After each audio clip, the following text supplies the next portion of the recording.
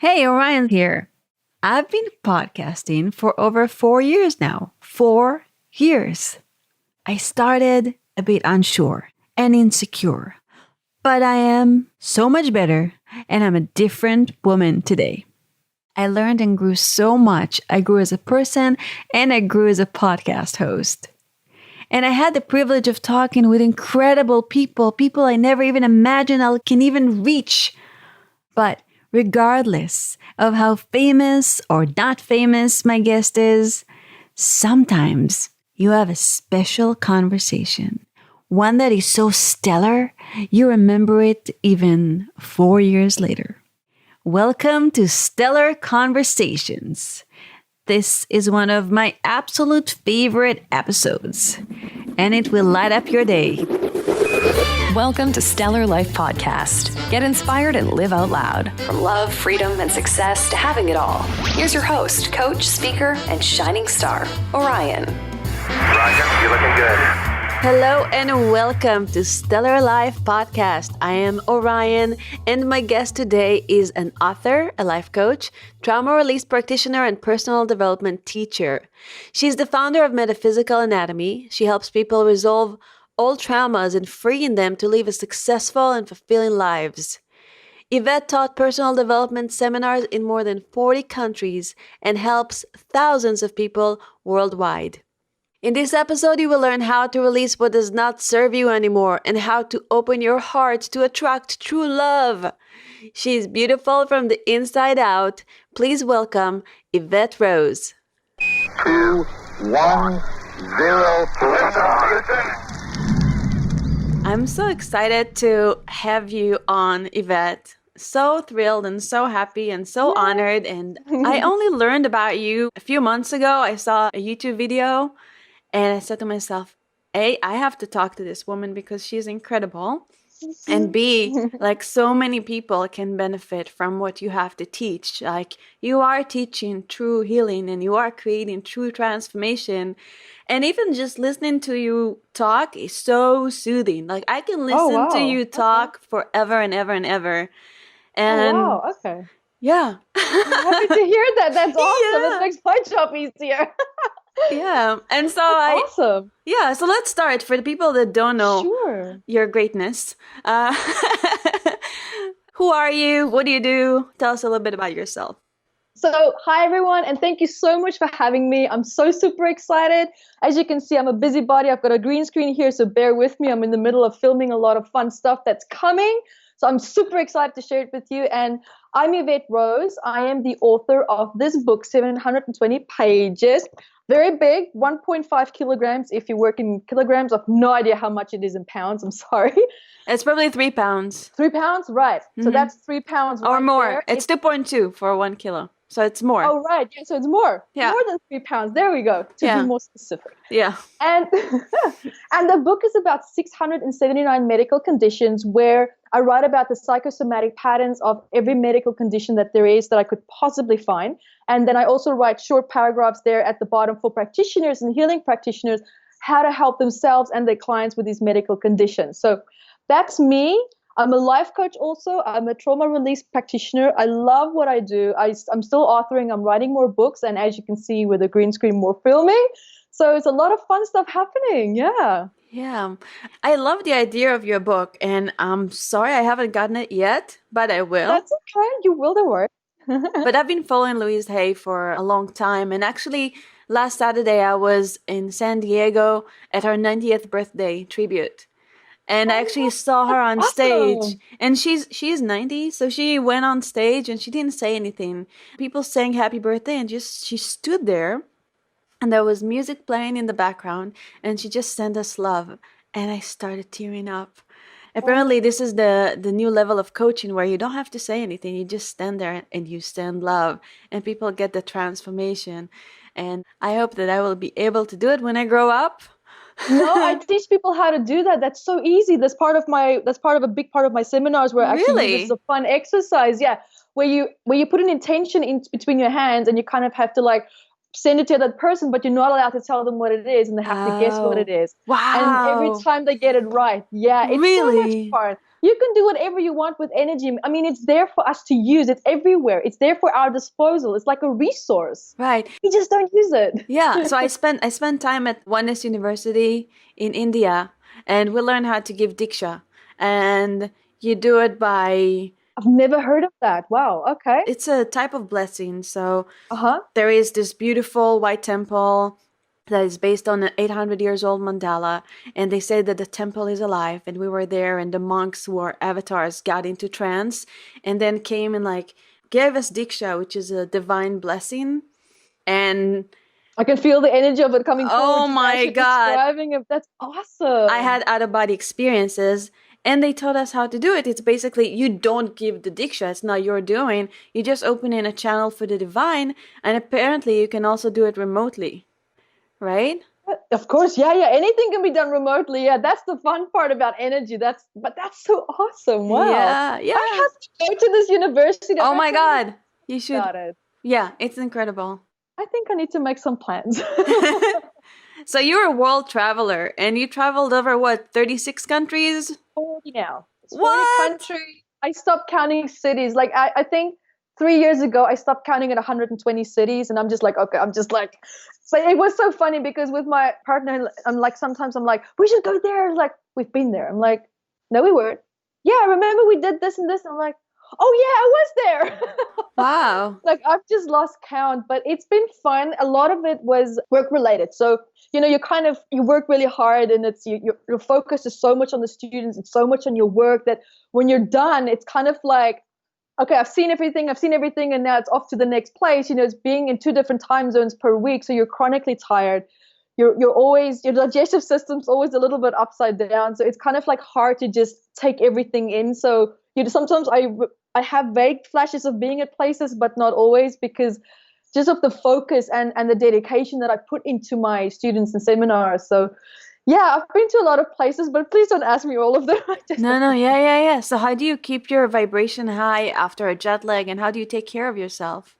The thing what I found was, the more you do of what you love, the more energy there is available to you, because there's no resistance. So the energy it just flows, it just comes. Right. And I think also what it is, it's all about, and this is the self-love aspect, you have to recognize where your limits are, number one. But the problem is, a lot of people don't even know what their limits are. So how are you going to recognize it? Right. And that's why they push until boom, they collapse, chronic fatigue, depression. You have hormones that's all over the place. Everything is out of balance. And that's also because there's that lack of self-respect, that lack of self-love, that lack of relationship with yourself, not recognizing it.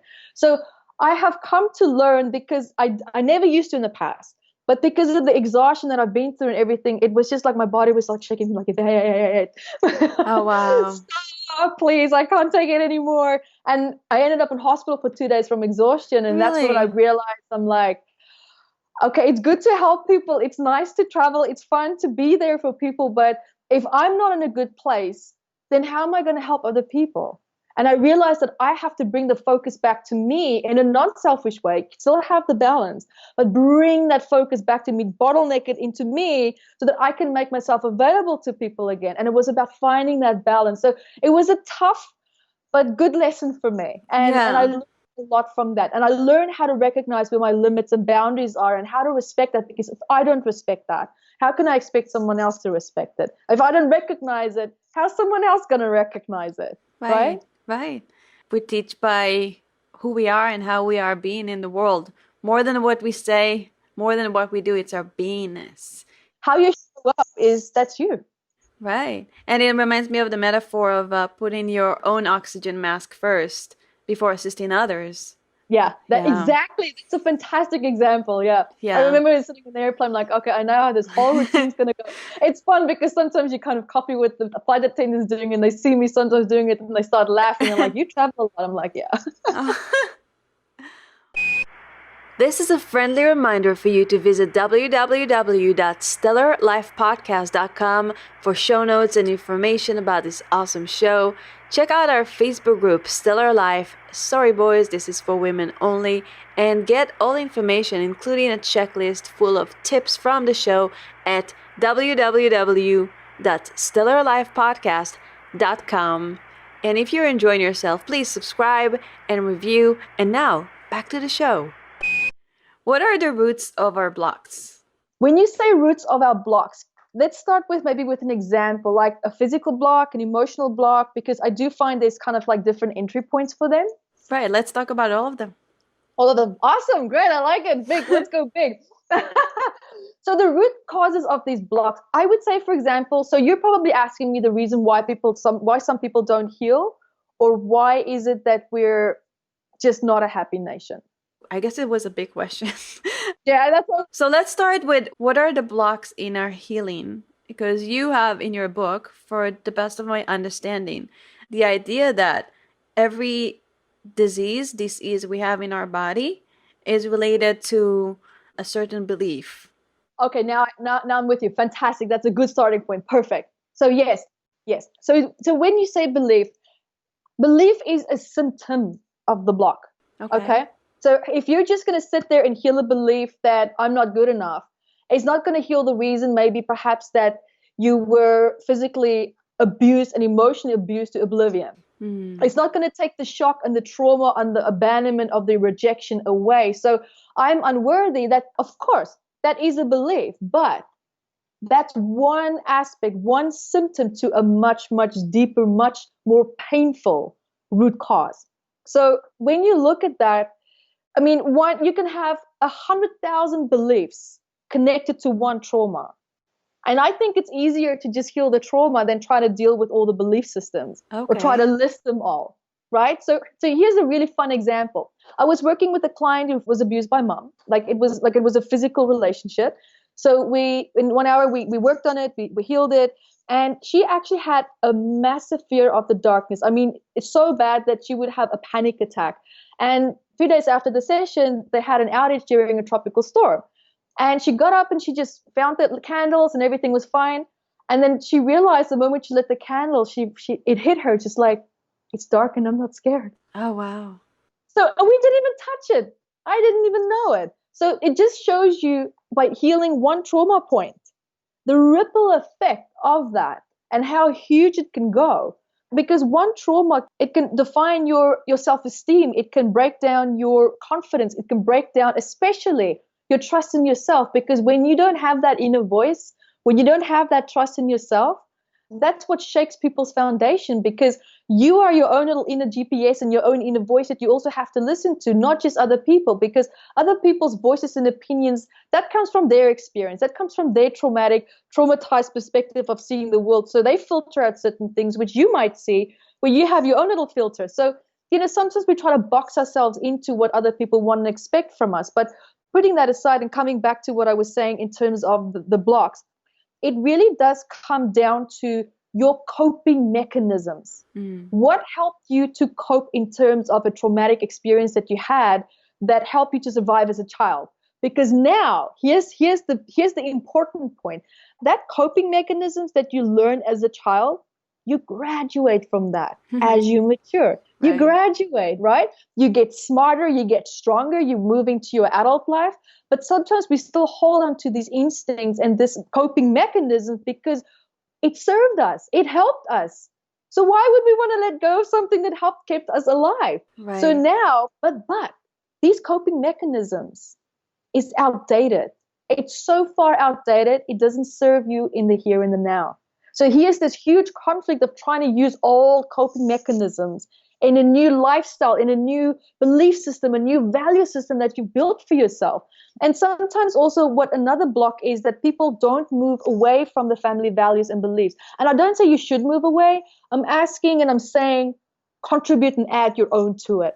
Okay? Because these family beliefs and values are sometimes so strongly programmed into people that it's like, I can't walk away from it. I have to follow family tradition. I have to follow my religion. I have to follow the beliefs and values that my mom and dad had because I don't know who I am without it. Right. Okay? Strip it away. Take everything away that you've been taught. What's left? Right. People go into a meltdown when I ask them that because they have, out of that insecurity of not wanting to explore who and what I can be with my new values and belief systems that you learned during your life. It's going to happen whether you like it or not. You're going to learn new stuff. And you're going to have your own unique experiences completely unrelated to what mom and dad went through. So yes, their values, their advice, their belief systems serves us, but it's a guideline. And we graduate from that guideline at some point. Carry it with you, but bring your own belief and value systems into that. And it can coexist. It can.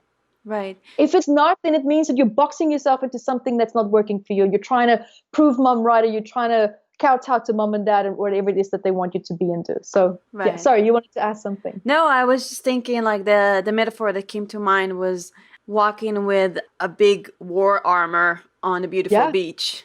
Right? Exactly it. You don't need it anymore. That's a beautiful way of putting it. I love that. Right. That's exactly what it is, because you're in this beautiful place and you're still carrying all this coping mechanisms, but it's like you're on the beach. Like, you can put it down now. It's okay. Relax. Have fun. Enjoy the sun. Enjoy the water. Get a bit of sun. Tan. Get vitamin D. But instead, you're holding the shield and you're so focused on what if something bad's going to happen. Well, it's not. It's in the past. The mind recognizes the frontal lobes, the computation neurons. Is like, yeah, everything's fantastic. It's great. I'm in the here and now. Let's do this. Let's do this. Let's do this. But the body has a retarded response sometimes. The body is like, I'm coming. Wait for me. But it's still just trying to protect you. Your body's only job and role is to keep you alive and to protect you. So it hasn't quite caught up with the fact that the traumas in the past. And the reason why that happens is sometimes something is so traumatic that it anchors in that trauma so strongly that the body feels like there's a potential of it happening, or that it is still happening. Hence post-traumatic stress disorder. Hence why we have even multiple personality disorder. There's so many things that can contribute to these trauma points being anchored in so strongly, and the body not realizing that it's okay, it's in the past. Right. The mind gets it. That's why we want to go. We want to have fun. We want to do this, that. But then we get into this place of panic attacks and anxiety because we want to just go and do what we want to do, because we get that. Intellectually, we get that. But the body's like, oh, no. Remember when we did this, that bad thing happened? I think we should reevaluate this. So there's this constant inner conflict, inner dialogue that some people are aware of. Sometimes we're not aware of it. And sometimes we try to move so fast and the body can't keep up. Hence why there's panic attacks, because it's your body telling you, slow down, I can't keep up. Right. I can't keep up. There's too much baggage that I'm dragging with, and I'm trying to evaluate, is this going to keep you safe? Is what you're going to do be okay for us? It is not. So it's trying to actually get you to stop and just listen. Right. So before we go on, I want to apologize. My cat is here and she's meowing in the background. I don't know if you heard of it. You know what? Leave the cat there. Leave the cat there, because here's the thing. I think she needs to be here. I felt like for this one, leave the cat there. They are super psychic. They can feel energy. If the moment a vibration lifts, they can feel that, and they just want to absorb that. Cats are natural healers. Cats can actually have the ability to absorb negative energy and dispel of it, where dogs don't. So Yeah. I'm gonna leave her, and yeah, I do feel that she's a natural healer. She's right there. Anywho, okay, let's go back to trauma. Yeah, let's go. Okay, trauma. So what is your method of healing the trauma? Like, what do you do, or what can you give us? What kind of tools can you give us to heal trauma? Here's the thing with trauma. Now, what I noticed with the technique that I developed, I learned that, sometimes you have an issue, you worked on it, you feel great, and then it's like, it comes back and you're like, you have got to be kidding me. I have dealt with this and worked on this, and it keeps coming back. Right? We've all been there. We all can relate to that. And what I found with the work that I did and how I started developing my work was, why does it keep coming back? Okay? And I realized that there's at least more than 7 points in the body that needs to be explored and looked at when you actually do a healing, because the body doesn't just store trauma in your aura. Right. The trauma is stored in the nuclear cell, in the DNA strand that's in the nuclear sheath, where you have the ribsons. That people call it epigenetics, like where you have that predisposed trauma from your ancestry, because remember, you are an expression of your ancestry. Right. You look the way that you do because of your ancestry. Right. You feel the feelings that you do because your ancestors felt that. Those resources are there. We all have a predisposed feeling of abundance. We all know what it feels like to be rich. We all know what it feels like to love deeply. But there's blocks and trauma points that's stopping us from feeling these inner resources that's genetically already there. Wow. You have everything that you need. Stop looking outside of yourself. You are this box of beautiful wisdom. Everything is there. Like everyone that's trying to find it here and looking there, like stop it. Right. Stop it Wow. and invest that time. Go within because it's in your DNA. It's there. Your soul is an infinite source of wisdom. I'm gonna go up and connect you the Akashic records on plane 7 and what? No, no, it's here. It's here in your energy field. It's all here. You don't have to go anywhere to find something. You don't need to bring anything inside of you because it's missing. It's not missing. It's just suppressed. It's there.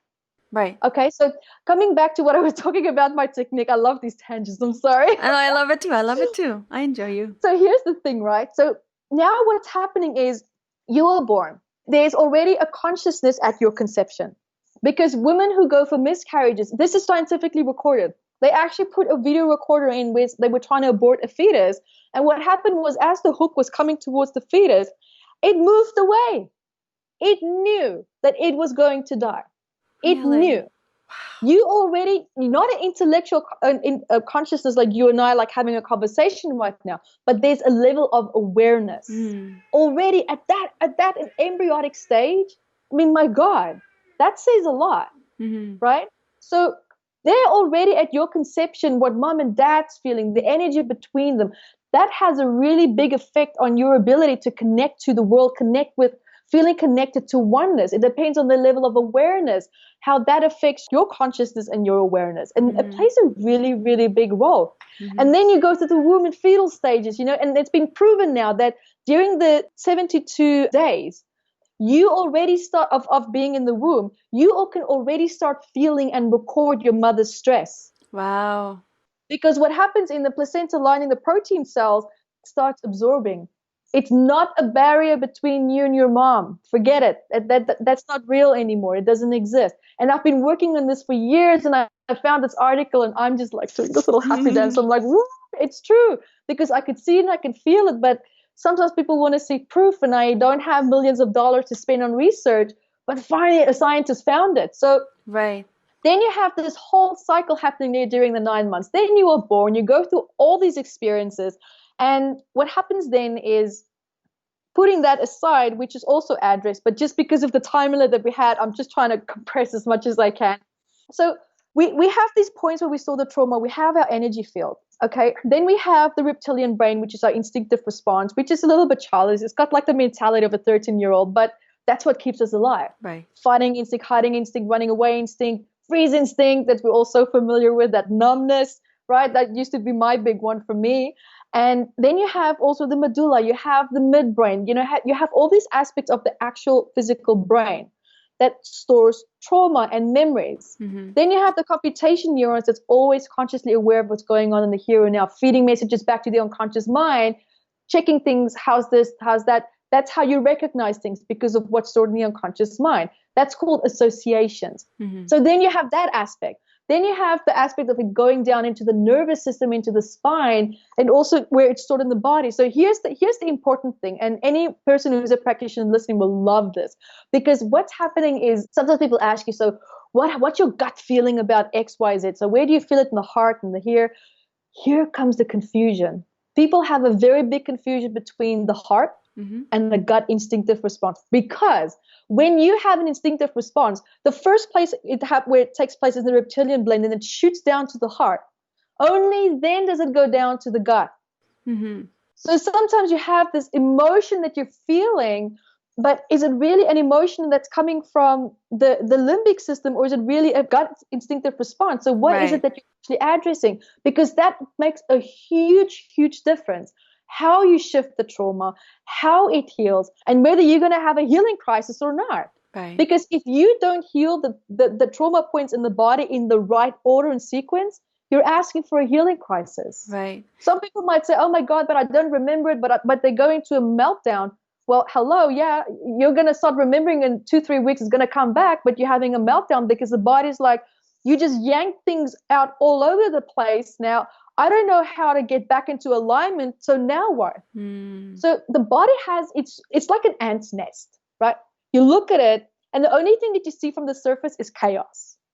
But when you take a deeper look, there's a tunnel and there's an ant that has a job, and the tunnel has a purpose. Everything knows exactly where it needs to go. Everything needs to know exactly what it's doing. So within that chaos, there's order, absolute divine order. Right. But take away one ant's trail or destroy a little bunk thing that they store their food or babies or whatever it is in, and you'll see the whole ant's nest will go into chaos, because it's like, what now what? Right. So, and then it's about having to restructure and finding order again. So it's pretty much the same with the body as well. Just to bring a fun metaphor into that. Right. And then there's these different points in the body. And then you have the fascia. That holds trauma points, especially if you had a physical injury. You have the muscles also that's holding cellular memories. You have the skin that's holding cellular memories. Like, for example, someone that was abused a lot and grabbed a lot by the arm, they might have an oversensitivity of just someone touching by the arm or grabbing them, and they might jerk and have an anger response, or they might feel like they want to hide, because it's bringing up all these memories of all the times when they were grabbed by the arm. So, there's a cellular memory that needs to take place and be healed as well. And then you have the master cell, which is called also the primary cell. It's not just one cell. There's this huge confusion where people say it's just this one primary cell in your brain. Well, no, it's not. It's not there. It's millions and billions of cells that these nuclear cells are, that has your programming in that. And when you work on one cell, it has a holographic ripple effect of it changes everywhere. It changes in all the other cells. Right. So how do you suggest working on the cells? So maybe getting energetic massage, and how do we go inside to heal that trauma? Because you said everything is inside us. Mm-hmm. Do we do that by meditation? Here's the thing. How good are you, and even to the audience and people are listening, at being absolutely quiet and still with yourself? Because that is the biggest block that people have, because it's not fun to go quiet, because the moment we go quiet, that's when everything comes up. Yeah. And we don't want to deal with it. We don't want to look at it. It's like, okay, those dishes that look so fabulous right now, I think I'm going to go wash them. Or wash that look right now because I can smell it from here. So it's like people come up with all the sabotage and excuses. And that's why I always encourage people to work with someone else, because when you start working on yourself, that is the absolute best excuse of sabotaging a session. Oh, no, I'll do it later. I feel this is a little bit too intense. Okay, I'm going to have a glass of wine. Where's that crutch? Where's that cigarette? Right? Oh, I'm going to go exercise and get rid of the adrenaline and the cortisol that's trying to complete itself. But that's putting a plaster on a chronic Band-Aid, right? Right. That's why I was a workaholic as well before I started with my healing work, because I was trying to avoid how I was feeling. So all this trauma, all this tension, all this anxiety and stress, I took it out in my work and also gymming. Like, I didn't have friends. I didn't have a life, because it was work and gym, work and gym. I didn't want to sit still. Wow. So someone telling me, learn to be quiet and be still and then see what your body is telling you, that's like, just, that ain't going to fly with me. That's just not going to happen because I had such a fear of dealing with it. So number one, it's about learning how to reconnect to yourself. It's about building that relationship with yourself, because you have to be able to learn to listen to the body. And the only way that you can do that is if you have that relationship with yourself. But if you don't, good luck in hearing what your body's trying to tell you. That's why it hits you with a flu. It hits you with a panic attack. It hits you with, a medical condition, because it's like, hey, wake you're up. Not listening. Yeah, I'm trying to help you here, but I don't know how to cope anymore. Because the reason why medical conditions come, it's not that your body's failing you. Don't punish your body for having a medical condition. It's taking a trauma point that it doesn't know how to process anymore, and it's doing what it has. So if it has a certain amount of, if your diet's bad, well, your body's going to pull everything that it can from the diet that it has in order to cope, but it doesn't mean that it's going to be able to successfully deal with the medical condition. Right. If your environment's not healthy, your body's looking for everything that it can possibly grab onto to survive. And it's not that it's punishing you.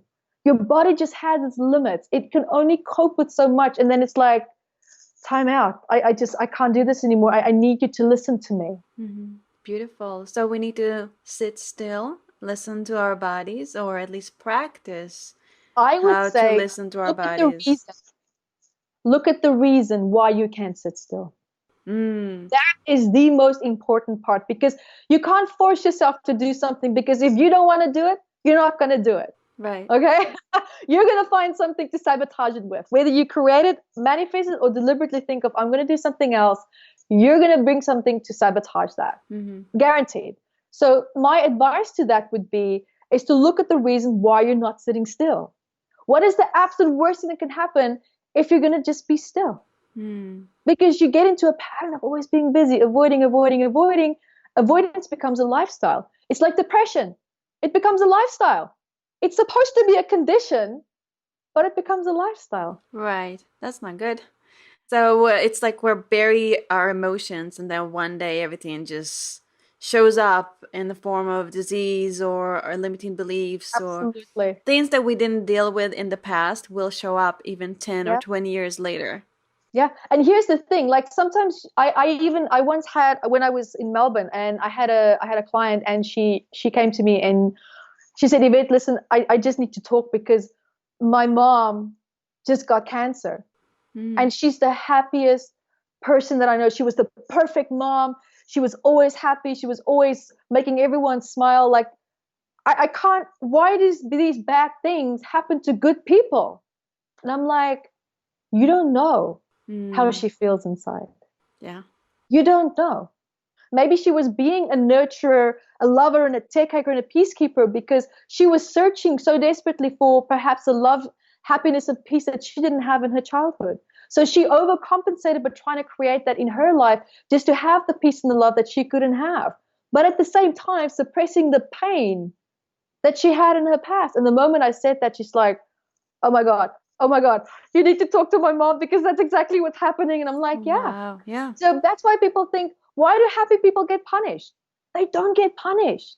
Their body's just saying, listen, what you're doing is working for me to a certain extent, but we also need to let go of the trauma that you're holding inside because I'm exhausted. Chronic fatigue, hello, I'm exhausted. I can't do this anymore. Bipolar, these intense borderline personalities. It's like, I'm done. I can't deal with all these emotions anymore. So the body is going to create and manifest all these medical and psychological conditions because it's just like, I can't deal with it. And then you'll have someone saying, well, my childhood was fine. Then I have two answers for you. One is, how much do you remember? And number two, okay, well, if you did have a good childhood, then something happened that triggered these predisposed trauma points that's being held from mom and from dad and from your ancestries. So something is then being activated. Right. Yeah. Wow. Completely. What is self-love? What do you think self-love is? This is such a good question. So here's the thing. My first question to you and to everyone else that's listening is, I would first ask you, what is your definition of love? Because number one, every time when you needed love as a child, how was your need for love responded to? Okay. Love, sometimes we try to define as what we see in movies, what we see in novels. That's why a lot of relationships don't work out, because we have this artificial fake idea of what we think love should be. But is that really your definition, or is that definition coming from something that you read, saw, or thought it should be?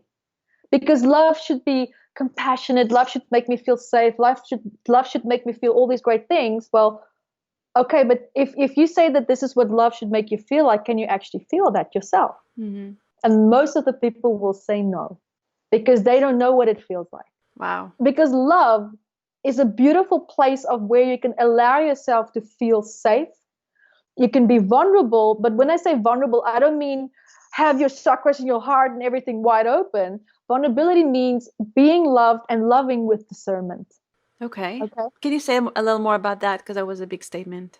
Sure, that's okay. Yeah. So being vulnerable means that, for me personally, that's my belief, and that's what works for me. And we all have to find what works for ourselves. But I do hope that what I have to say can be like a starting point for people, like that entry point to it. Because vulnerability means that it doesn't mean that you should allow yourself to be completely open and allow people to get away with things by overstepping your boundaries or disrespecting you. Or vulnerability doesn't mean, it should never ever make you feel scared. You should never feel weak or powerless. Vulnerability means that you are open to receiving love and giving love with discernment in a way that makes you feel safe, in a way that makes you feel in control and balance, and also in a way that makes you feel that you can give back. That to me is vulnerability. Right. And it's a beautiful place to be in. People associate vulnerability with that after effect, that after shock of either being abused or yelled at. Like that's a vulnerable state for people, but that is actually a traumatized state. That's not vulnerability. That to me, in my definition, that's not vulnerability. From the thousands of people that I've worked with, the things that I've seen, experienced, and lived through myself, I have a different perspective on that. Can you give me an example of vulnerability? What will be a time where you were vulnerable according to your definition?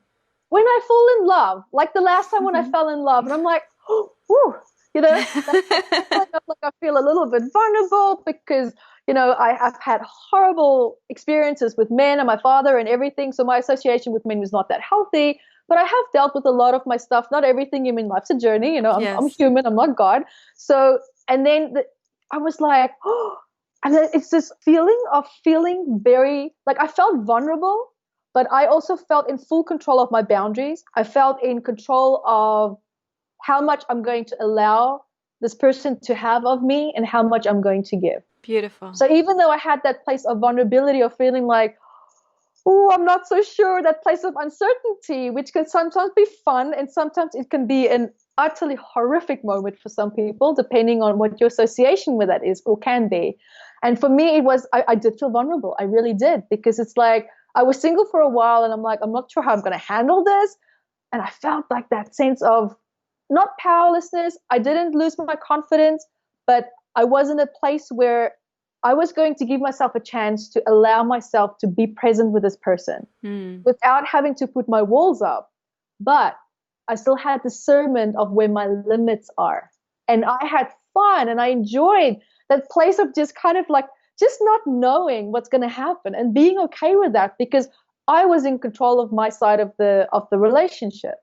And that already gave me such a strong foundation, because I knew, and I've discovered what my boundaries are. I knew where my limits are. And based on that foundation that I stood on, that allowed me to be vulnerable in a safe way.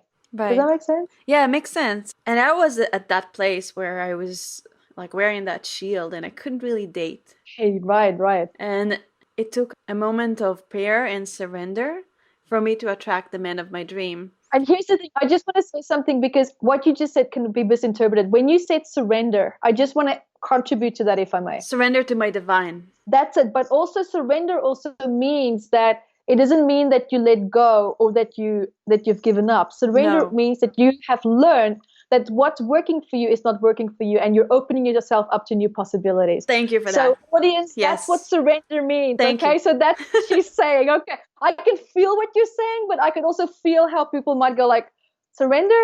I don't know about that. But no, that's what surrendering means. Please continue. I just wanted to clarify. Right. Yeah, because I studied with Patricia Moreno, and she does intensati, which is movement with affirmations. I live under a rock because I don't know half of this. Oh, she's amazing. I'll have to Google this. Yeah, okay. Yeah, she's such a light worker. And she was always talking about the concept of surrender. And I remember the word surrender. I hated that word. It was like, surrender? I'll never surrender. Yeah. Like everything that you do, Patricia, is great. But the word surrender, I'm too strong, too tough. Surrendering means like surrendering means being weak. Vulnerability means to be weak. And until I learned that, and you said it so beautifully, that type of surrender. Just surrender the things that are not necessary. Surrender the things that do not serve you anymore, so you can move on with your life without that horrible shield and being open. And do you believe in the idea of exchanging versions of yourself? What do you mean? Can you explain that to me a little bit? Yeah, there is this energetic concept that when you break through, you actually exchange to a higher version of yourself. So we live in a world, there is the theory of parallel universes, and there are many yous in all those different universes. And when you get into that internal breakthrough, it's kind of like it's almost like when a snake sheds its skin. Yeah. And then you become like a different, more enlightened, bigger version of yourself. So we're just using different words of it. So I totally agree with you. Yes, you transform into that. You transcend and your vibration changes frequency. Yes, right. I totally get that. And also talking about existing on different parallels, I think you might love this, and something that I love to play with my clients with, and I guess the audience will love it too. Have you ever thought of thinking of, even though there's something lacking in your life that you feel right now, yes, there's a trauma point there that's suppressing it and everything, but I love to have fun with it because I connect, and where I'm connecting and existing on different parallels, I'm like, where do I exist where I have that quality? I'm like, okay, I'm going to tap into that. I'm going to bring it into this life. It is so much fun. It's awesome. It's so awesome. That sounds amazing. How can I do it? Anyone can do that. Just meditating and just connecting to that part, that feeling, that vibration, and just inviting it into your life, but also always in the highest and best way for you in this life, in the here and now. Because you might be a rock star in the other life, and that confidence, if you're a librarian, that confidence is not going to quite gel with you in that type of life. So it's always like bringing it into the highest and best vibration for you in this life, in the here and now, to serve your purpose in this lifetime in the best possible way. So yeah, I have had some awesome fun with that. Like, there is so much that you can do with energy. We've just been so boxed and controlled of what we can do. And I just made a video now that I'll be releasing soon about healing versus religion. Wow. Oh, it's an intense video. It's 10 minutes, but It's going to polarize some people. yeah, because there I talk, like, I'll take 10 seconds just to explain to you, because it comes exactly down to what we were just talking about. How humans have been controlled and suppressed of what they can and can't use, and the energy and the healing ability. We are all healers. Hello. Why would a religion tell you only God can heal? Only God can be psychic. If you're psychic, you're devil's child. I mean, no, I don't want to hear that. That's nonsense. That's people suppressing other people whose healing abilities are there.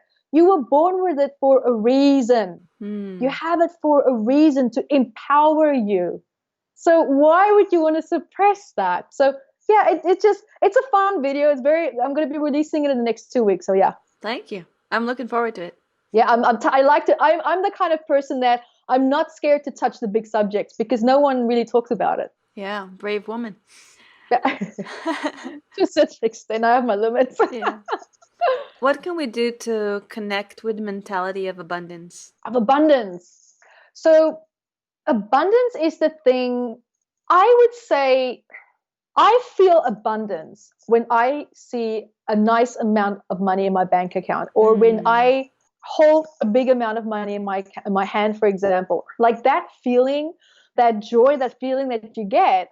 What's really important with that, though, is, and the reason why a lot of people why they have trouble accessing that feeling of abundance, is because some people need money in their life because they're lacking something within themselves. Okay, it's either because they want to drive a nice car because it makes them look cool. You feel great when you drive in Beverly Hills or in some funky area, or money makes you feel safe and secure. Well, let's look at why you need money in order to feel safe and secure. I get the survival concept. Yes, I get that. But there's still a trigger point. There's something lacking in you that people are trying to use physical material things to fulfill. Like people who wear all this beautiful fancy jewelry and all this Chanel and great clothing. Like, this costs $5. Like, I just don't care. Like, I just don't need that because and I used to have it. But that part of me that was lacking that, I looked at that. And I healed it. And I'm like, it really shifted and changed how I see abundance. I don't see abundance as, Donald Duck that dives into the coins as a kid, like the 80s. Anyone who grew up in the 80s will know what I'm talking about. Like Donald Duck diving into that money. Yeah. I don't see abundance that way. But normally the average person would see that as abundance. You know what I heard? I heard Donald Trump for a second. And that was really fun. Donald Duck. Let's not talk about him. No, we're not getting into this. But he's a really good example of how they use entertainment to manipulate people. But anyway, so it's not that feeling of diving into money. It's all about having that feeling of abundance within yourself. So you can be abundant with love. Right. You can be abundant with support. Oh, yeah. You can be abundant with money. So what kind of abundance are we referring to? Right. And I think it will be really good to just start exercising, appreciating, and having gratitude for the little things. Here's the thing. To be in a state of gratitude is the hardest state to be in when you're in a place of pain. Right. When you are in pain, you see the world differently. Just like when you're happy, you see the Right. world completely a different perspective. So when you're in a place of pain, it's like, I don't care if the sun is out. I don't care if I can breathe, because people are so stuck and their energy is so channeled into that place of pain that when you said that gratitude, I get that. I agree with you.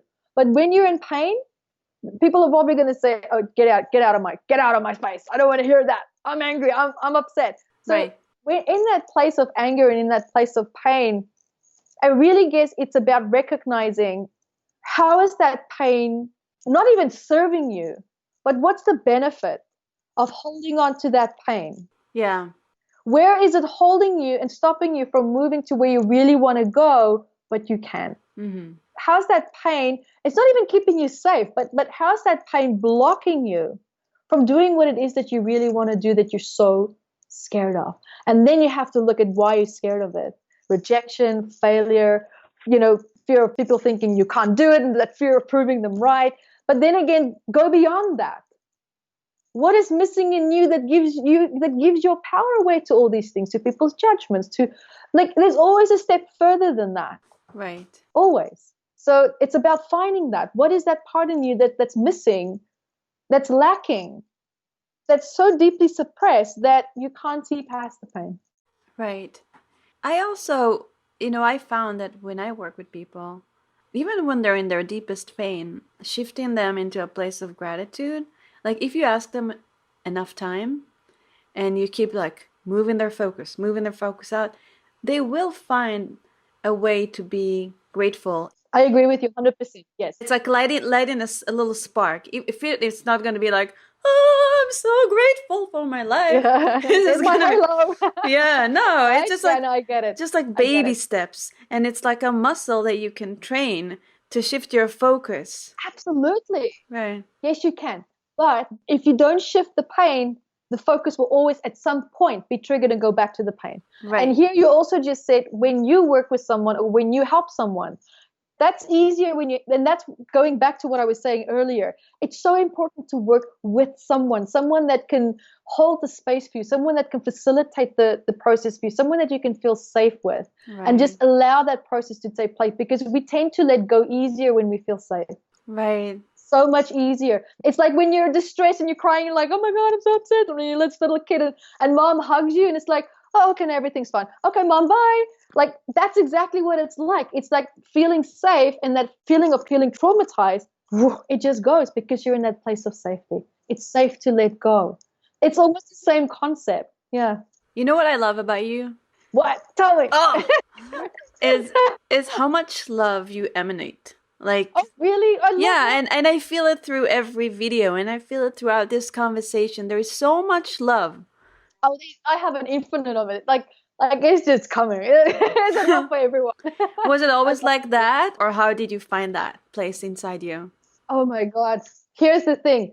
When I was 19, I worked so hard because I wanted to prove my dad wrong, because he told me that I was going to be, working behind a bar, wiping up the vomit from floors. No. Like, whatever, Dad.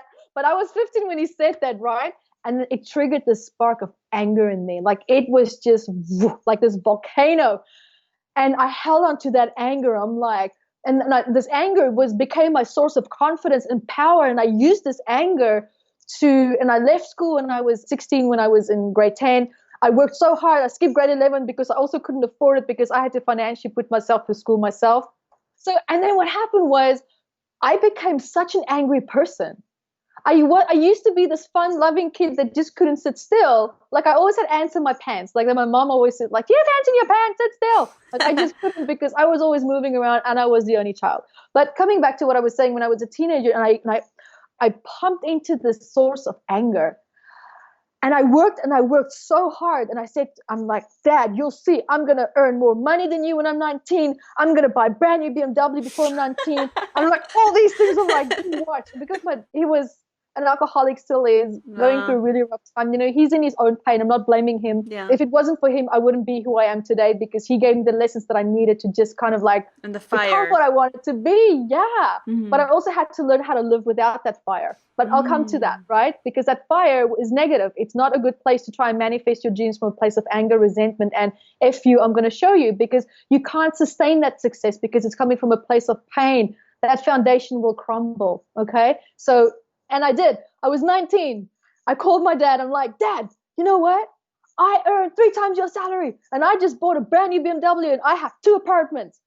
And my dad's just like, so what? I'm like, I don't care what you think, but I did it. And I hung up the phone.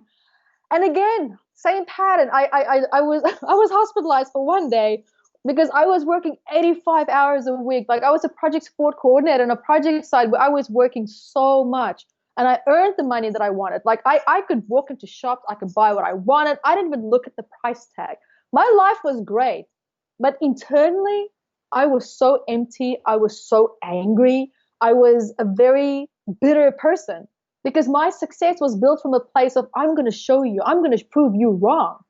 That's not real success. That's such an empty victory. It was instant gratification because the moment I ended that call with my dad, that drive that I had, it was just like, God, that wasn't actually worth it.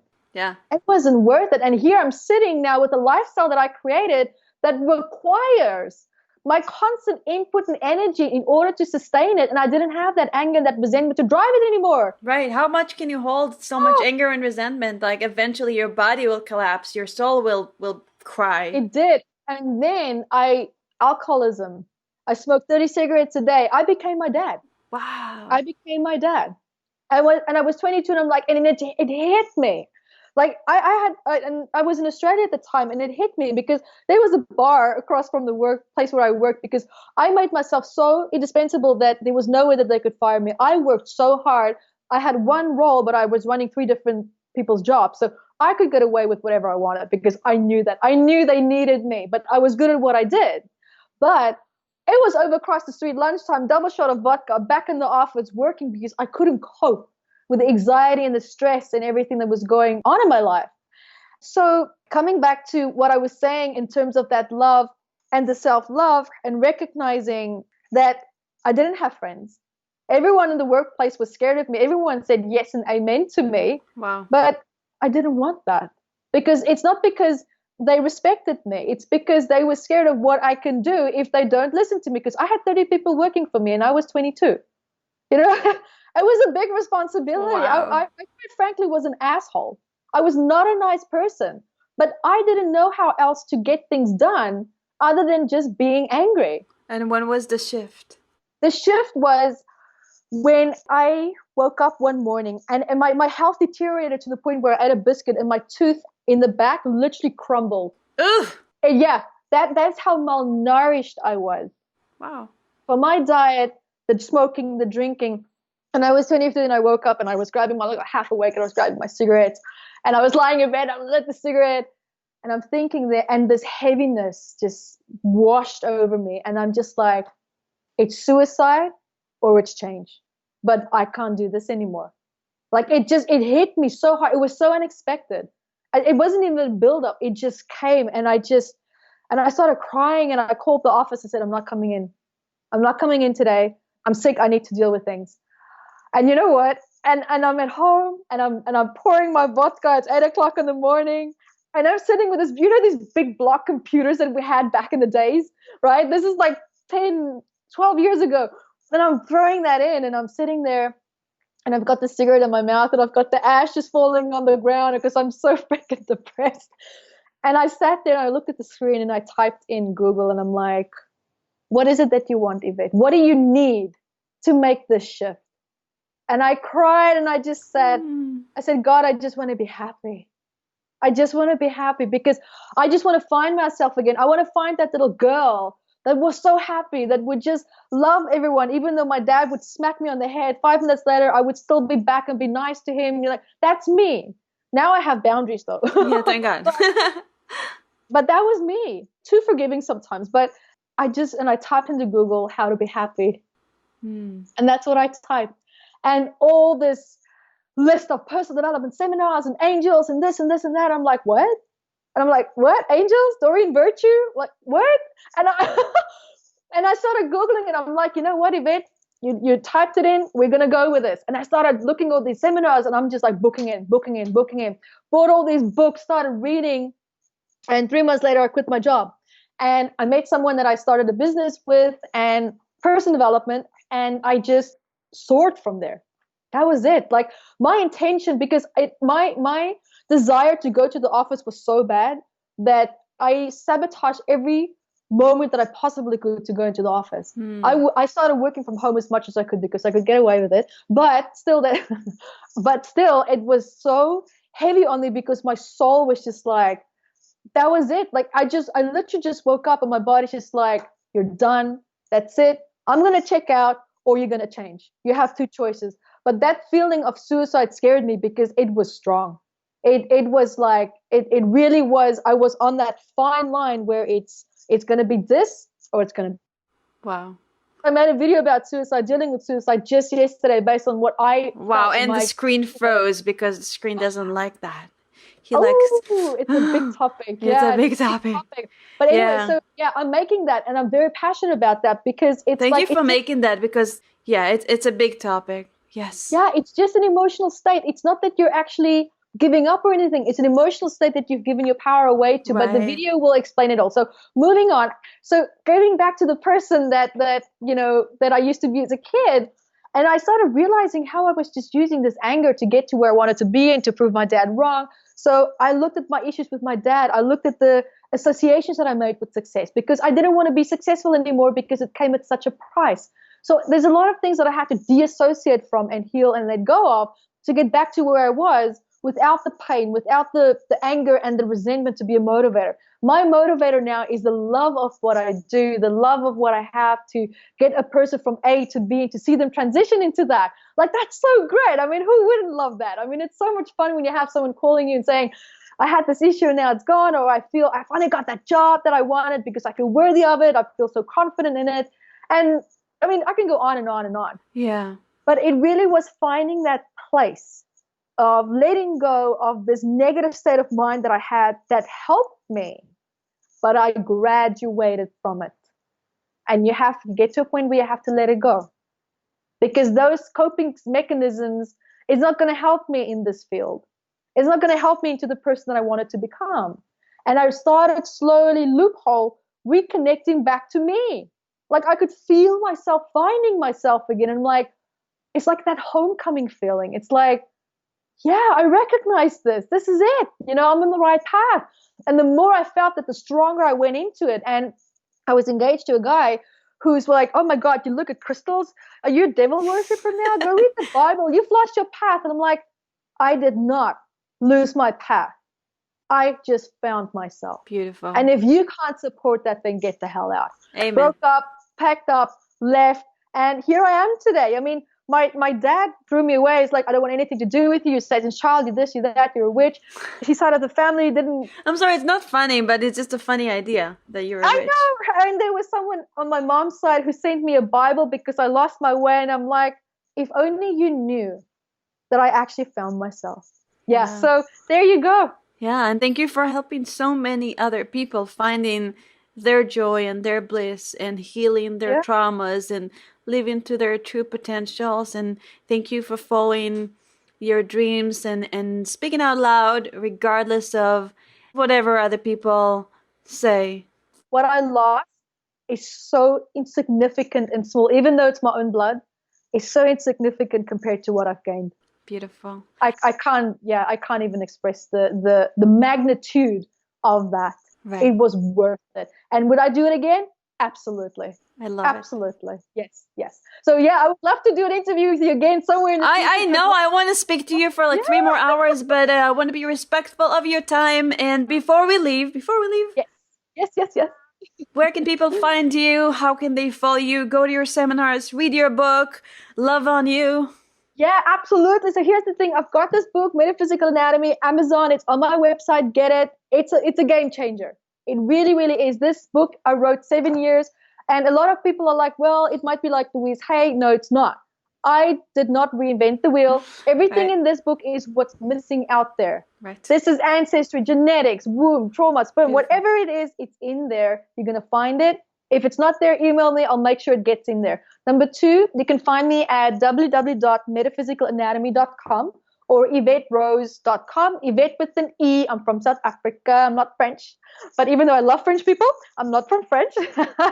Also, I'm almost finished designing my online healing training for Metaphysical Anatomy, which is an introductory into how you can work with the book, work on yourself. There will be a live seminar, though, for those who would like to be certified in it and to really go deep, because during the live events, that's womb, that's ancestral, that's master cell. Like, we go deep, deep, deep. That's where you start playing, changing with genetics, and that's fun.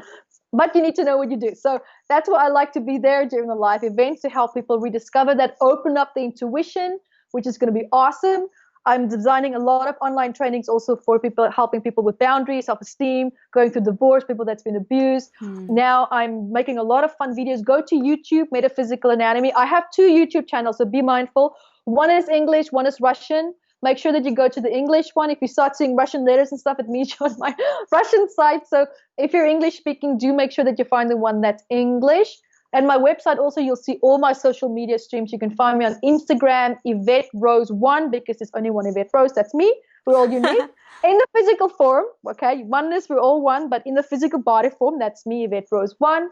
Twitter, same thing, Evette Rose 1 with a digit 1, not Right. ONE, with a digit 1. And that's me. That's where you can find me and stay in contact and stay up to Yay. date with me. Yeah. And thank you so much. I appreciate Thank you. I appreciate you. all the love and care that you give people. And thank you for taking the time to do this interview. And thank you so much, listeners and people that are watching this on YouTube. Go out there, heal your traumas, love yourself, and live a stellar life. And we'll see you next time. Bye. Thank you for joining me on my mission to light people up and change lives around the world. I hope today's conversation inspires you to step up, go after the life of your dreams, and be who you want to be. If you enjoyed this episode, make sure to go to stellarlifepodcast.com for show notes, transcripts, and other cool stuff. And please subscribe, review, and help spread the word by sharing us on Facebook and Twitter. Have a lovely day, and I'll catch you on the next episode.